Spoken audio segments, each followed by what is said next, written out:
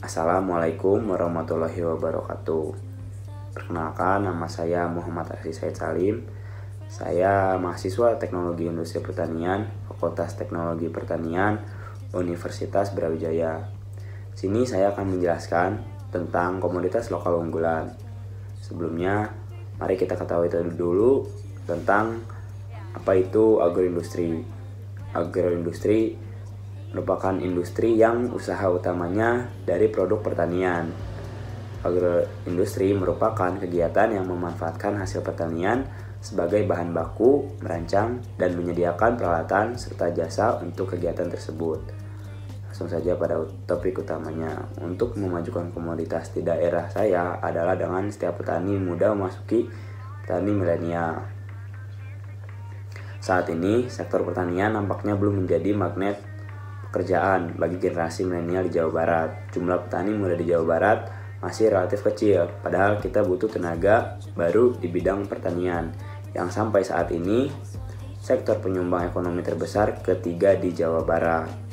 Program petani milenial ini diharapkan dapat menyelesaikan masalah keterbatasan tenaga kerja sehingga bisa meningkatkan produktivitas dan mencapai swasembada pangan. Apa sih program petani itu? Program petani milenial itu bercita-cita mendorong regenerasi tenaga kerja di sektor pertanian Jawa Barat yang memiliki inovasi, gagasan, dan kreativitas. Melalui pemanfaatan teknologi digital, petani milenial akan menggerakkan kewirausahaan di bidang agrikultural yang menjadikan wadah atau wajah pertanian menjadi lebih segar dan atraktif untuk bisa berkelanjutan di Jawa Barat. Tentunya dengan adanya keunggulan sumber daya manusia harus didukung dengan sumber daya alamnya. Oleh karena itu, produk komoditas lokal unggulan yang saya pilih adalah teh. Mengapa saya memilih teh? Karena mayoritas atau 69,15% teh di Indonesia berasal dari Jawa Barat. Menurut data Kementerian Pertanian, produksi teh di provinsi tersebut mencapai 96,3 ribu ton pada tahun 2020, jauh melampaui dari Jawa Tengah 13,9 ribu ton dan Sumatera Utara 7,7 ribu ton.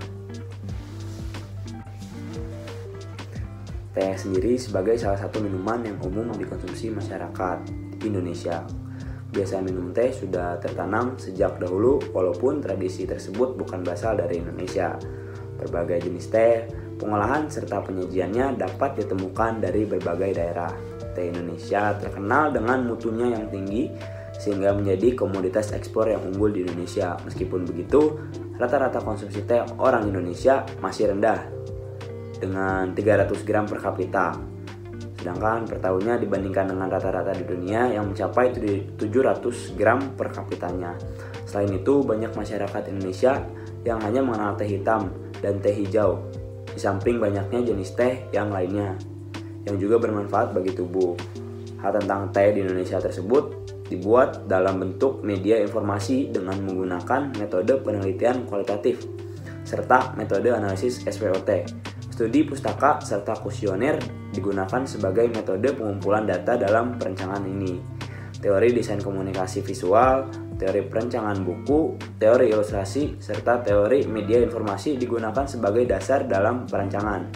Hasil akhir perencanaan ini berupa coffee book table yang berisikan sebagai ilustrasi serta informasi mengenai teh di Indonesia. Penyajian ilustrasi dalam coffee table book tersebut dapat dinikmati oleh berbagai kalangan, khususnya di dewasa awal, sehingga informasi yang di sampingnya dapat diperoleh dengan baik dan menarik minat masyarakat untuk lebih mengenal teh Indonesia.